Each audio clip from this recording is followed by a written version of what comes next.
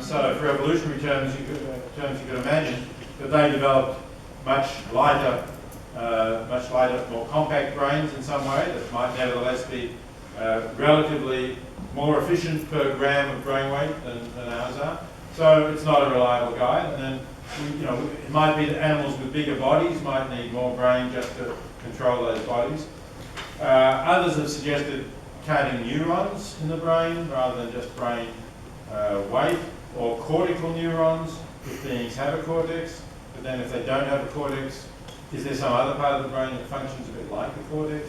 So my hunch would be that pigs can feel significantly more and suffer significantly more than chickens. But don't ask me to defend that in a lot of detail, because I don't think I really can. I think it's an interesting area that more work needs to be done in, preferably from neuroscientists and philosophers working together. I think we all kind of agree that we have to work towards reducing speciesism in our society. But my claim now is that we're all species to a certain extent, and I would ask you whether you agree on that. That we are all species, Yeah. or that we? We're all species. Probably. I mean, there might be, there may be somebody who claimed that they've been able to completely eliminate speciesism. I don't know whether that would be true or not.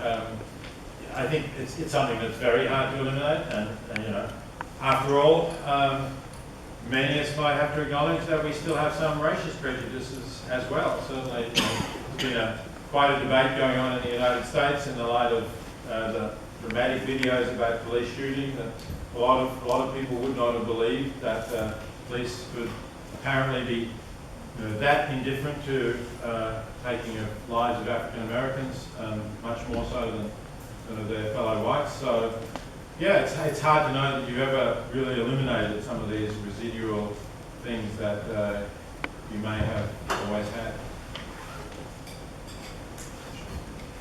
So my question is about the conflict between the certain present and the potential future. So it appeared to me that the aspect of future and the results of our decisions in the future are quite important. So if you had, in theory, encountered a situation where you could push a button, I don't know, which would lead society to change its ways to a more sustainable way of living, and so it would have quite positive effects on the future to everyone in society. But it would cause a lot of chaos in the present. So basically you would have to decide between the greater good in the present, which is not pushing the button because it would have stability for everyone, or you would decide for the greater good in the future, which would you would know that it would cause chaos in the present, but you think that the greater good would lie in the future for everyone. Yeah, I mean, as I said, I think we ought to give the same weight to the future as we give to the present, but we may have to discount for uncertainty. So the discounting, if you know the odds, is quite simple mathematics. What we're talking about is expected value, and the concept of expected value is the value divided by the odds against gaining. So, for example, the expected value of a ticket in a lottery where the prize is $1 million and there are 1 million tickets is $1. Whereas the expected value of a ticket in the lottery where the prize is $100 and there are only 10 tickets is $10. And similarly, the value of $10 given to you now is also $10.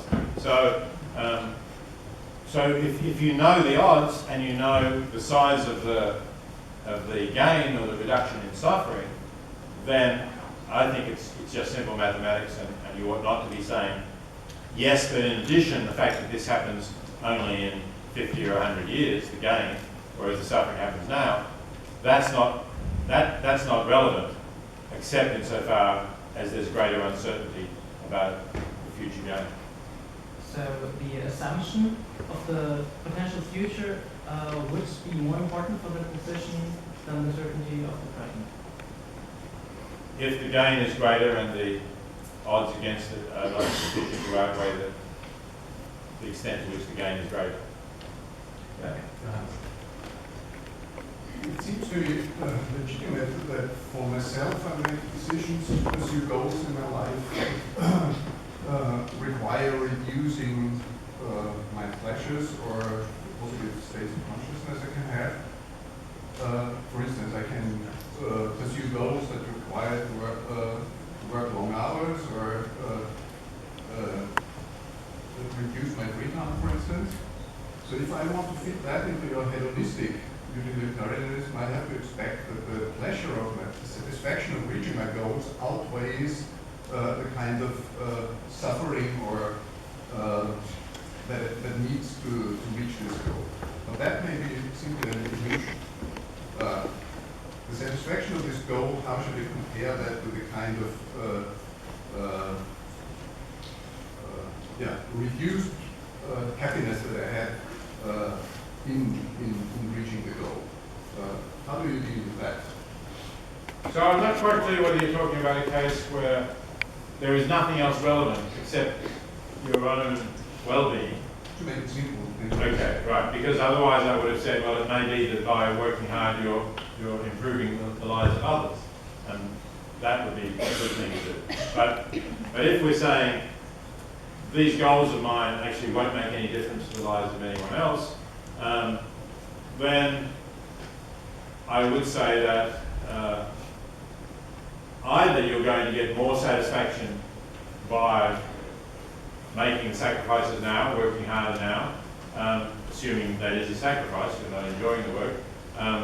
Either you're going to get more pleasure or satisfaction or positive states of mind out of working hard now and getting these other gains later, or you're making a mistake. So yes, you might well have a preference that says I want to achieve this, so I'll work harder now. But if in fact it is an illusion that achieving this will somehow get you more positive states of mind than the negative states that you've got because you work harder, then you would just have made a mistake in my view. But I think that many of the achievements start with the work that people put into proving mathematical theorems to inventing things that are not directly or practically used. You yourself mentioned that possibility. So these people pursue things with great effort to reach certain ideals that do not have any direct impact on the pleasure or positive conscious states of anyone.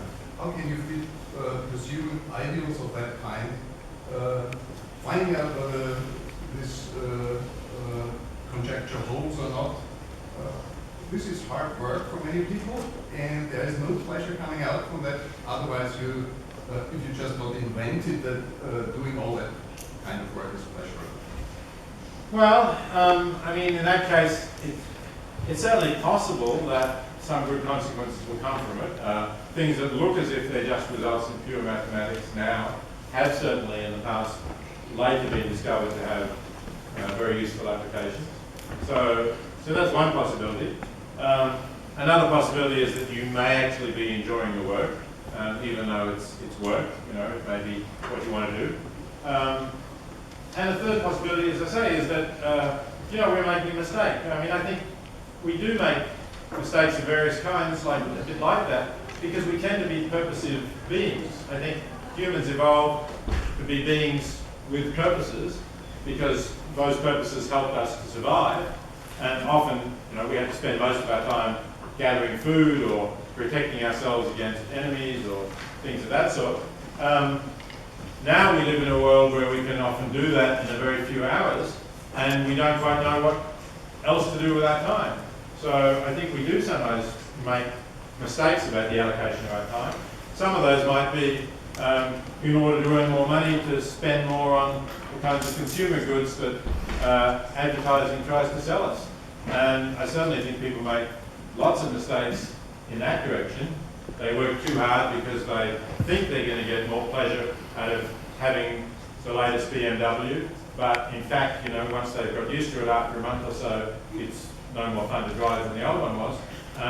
So, you know, that's a similar kind of purpose-driven mistake that I think people make, and it's possible that they will make it in your sorts of cases as well. Eine Frage, um so viel Zeit haben. Wir müssen um 5 vor halb beenden, aber wir haben noch Fragen.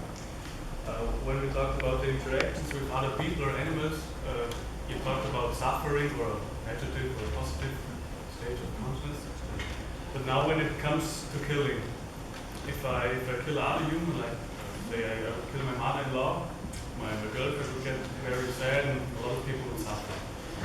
But if there would be a deer in the wood and I would go hunting and I would shoot him through the head, it would not suffer, and no other deers, if it would have no deer family, no other deers would suffer. So how can we refuse this kind of killing without principle, just with the literal? Yeah. So if the deer was basically having a good life of the kinds that deer do, then by killing that deer, you prevented that deer continuing to enjoy life. You haven't caused suffering at the time of killing, assuming that you were, as you say, a good shot and you put a bullet through its head and it died instantly. But there isn't that deer around now to enjoy life. So I think you can argue against hunting in that way. There's a counter-argument that hunters use, and that is that we've eliminated the predators of deer. I don't know whether, it depends where you are, I guess. Are there still wolves around where you're hunting the deer or not? But if you've eliminated the predators, then, and this happens, for example, around Princeton in New Jersey, where I work, there are no wolves. There are also no Native Americans, hunting them anymore. And the major predator of deer is the automobile. A lot of them get killed on the road at night. So the argument there is that the deer are overpopulating, that if you kill one deer, sure, you've prevented that deer living out the rest of its life, but there's some other deer that will now survive because the limiting factor was the amount of food available for deer in winter, and there are too many deer for the food, so otherwise some deer would have starved in winter, and probably there's less suffering if you kill it instantly, let's say in the autumn, rather than starving a month or two later. So there is an argument that sometimes that could be justified if the circumstances are right. Do you think life, there's a value in life itself? For example, we return to the chicken example. Some chicken are just alive in order to be eaten, being killed and eaten. If no one would eat the chicken might not have been born at all. So do you think there's a value in this life? Well, I do think that there is a value in chickens enjoying a good life, right? So we're not talking about a factory farm chicken here, where I think the value is negative, but we're talking about a chicken that lives with a flock of 20 or 30 other chickens, which is normal social size, lives out on grass, pecks around at insects or grains or whatever, and that's a good life. So I think there is something positive about that, yes. The worry about, then people say, so it's okay to eat sort of free-range chicken. If you have a large-scale commercial system, you've got pressure on the idea of treating the animals as things, as products to be sold in the supermarket in the end. And it's not going to be easy to ensure that they do continue to have good lives and that various shortcuts are not taken, which means that they don't have good lives. So I think for practical reasons, we might want to encourage people to have a different attitude to animals, where they don't think of them as things to be eaten. But if you're asking me, do I think that it's a good thing that there are chickens enjoying good lives, then I have to say yes. But would it then be better to eat chicken who have led a happy life than not eating chicken at all? Yeah, well, that's the question that depends on what eating chicken does to your attitudes to animals, I think. Again, having a commercial system of chicken production. So, but you could describe a case. You could say, well, suppose this is not commercial, right? I live somewhere on the land there. I'm growing vegetables and various other things, but I have enough land to have a few chickens. I'm going to look after them very carefully, but every now and again I'm going to kill one because I don't have enough money just to, keep feeding chickens if there's no return to me itself. So in those circumstances where this is not something that has any kind of larger social impact, I'd probably say, yeah, it's better that the chickens exist, even if now and again one gets killed than if they don't exist at all. I have a short question along this line. Do you still think that vegetarianism is the road walked on if you would like to reduce animal suffering on this planet?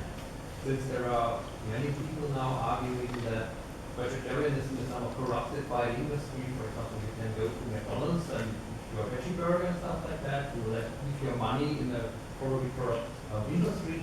And if they wouldn't have had this veg burger in their menu, they probably wouldn't have been there. So along with Jonathan Foster and eating animals, so that put your money on local farmers and something like that. So what do you think is the future of vegetarianism? Is it still worth it from a utilitarian point of view? Yeah, I do think it's worth it, and I think in fact that going further and being vegan is the best outcome, really. Although obviously for some people find that difficult, but I do think that that's the ideal, and it's really interesting to me how that has actually grown in the last 5 or 10 years. I particularly notice it here in Austria because this used to be a very difficult country to come to even as a vegetarian, right? And now you find lots of places that have indicated which dishes are not only vegetarian but also vegan. And this is part of a worldwide phenomenon. You see it in many different places now. I think that it still is something that, as I say, keeps you out of the commercial system, and you don't have to go to McDonald's. The fact that you're vegan doesn't mean that you have to eat their burger. You can eat many other things. And the other additional, there's a number of different factors that are pushing it this way, but I think the climate change factor is an important one. So a lot of people are coming to being vegans now, not only for animals, but also because of their concern about climate change. And one result of that is that there's a lot more development of plant-based alternatives to meat, and even of the possibility of in vitro meat production, so not involving any animals, and not emitting the large amount of greenhouse gases that having meat from animals would produce. And that might have a larger effect that even people who are not sort of philosophically inclined to be vegetarian or vegan, and people who don't think ethically enough to do that, might well choose non-meat, non-animal product alternatives if they're available in the supermarkets. They taste just as good, very similar to the meat taste that they're used to, and they're economically competitive. And then that would be a really good thing because of both a reduction in animal suffering and the climate change contribution. Im Moment sind keine weiteren Fragen, es wäre nur perfekt 6:30 jetzt, wie es vorgesehen war. Dann möchte ich jetzt bevor wir Professor Simon-Dank noch darauf hinweisen, dass er noch Bücher signieren wird für diejenigen, die es erwerben wollen. Wir würden hier bleiben, was immer kommt, wird dann so jeder hinten gehen, so alle, die ein Buch erwerben wollen und sie nicht haben, wollen das zu tun. Und dann möchte ich ganz herzlich erstens für den Vortrag danken, dass Sie zu uns gekommen sind. Vielen Dank für die Diskussion und dass wir Ihnen Fragen stellen konnten. Und danke auch an alle, die da waren und da sind.